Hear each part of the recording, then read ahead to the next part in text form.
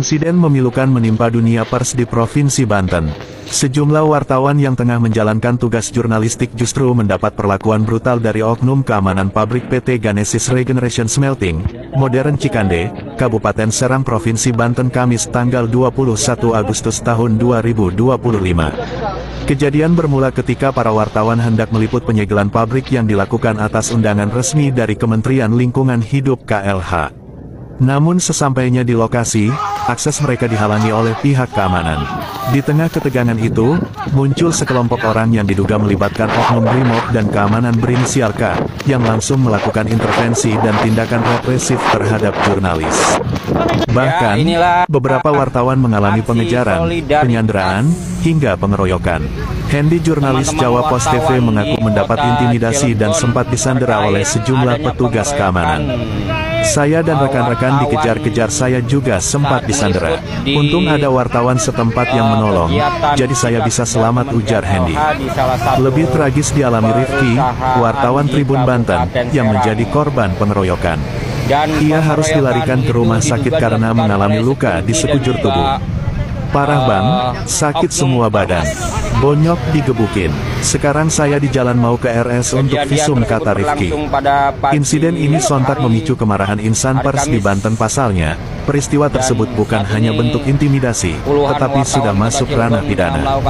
Berdasarkan pasal 18 ayat 1 UU nomor 40 tahun 1999 tentang pers, setiap orang yang dengan sengaja menghalangi atau menghambat kerja jurnalistik dapat dipidana penjara hingga 2 tahun atau denda 500 juta rupiah.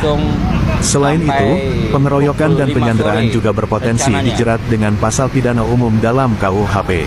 Perwakilan wartawan mendesak pihak kepolisian untuk segera memproses hukum oknum Brimob dan pihak keamanan yang terlibat.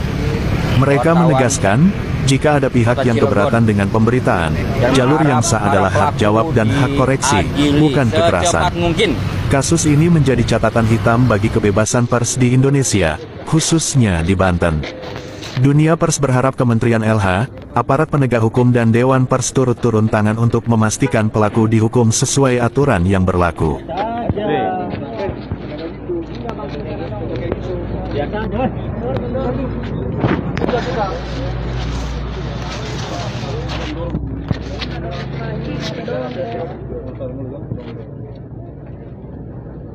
Bahkan beberapa media langsung mengirim berita ke kami, nggak tahu siapa di antara kami, bapak yang mengirim ke kami, terus kami minta Bapak Deputi Gakum dan Deputi PPKL untuk menindaklanjuti kondisi lapangannya. Namun ternyata yang bersangkutan masih mengoperasionalkan industrinya. Diketahui perusahaan yang bersangkutan ini sama sekali tidak memiliki persetujuan lingkungan yang memadai. Kemudian pengolahan limbah B3-nya atau bahan B3-nya juga tidak dilengkapi.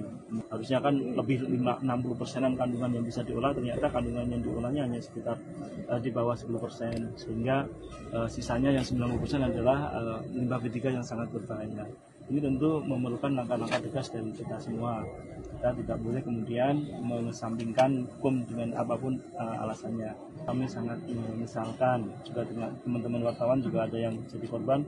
Kami juga menyesalkan, kami akan mengusut tuntas, memohon dukungan dari Bapak Kapolres, Pak Kapolda untuk segera menangani tuntas kasus ini supaya menimbulkan keadilan dan efek jerah buat kita semua. Tentu tidak boleh upaya yang kita lakukan bersama-sama mengembalikan kualitas lingkungan kita ini dinodai dengan perbuatan anarkis yang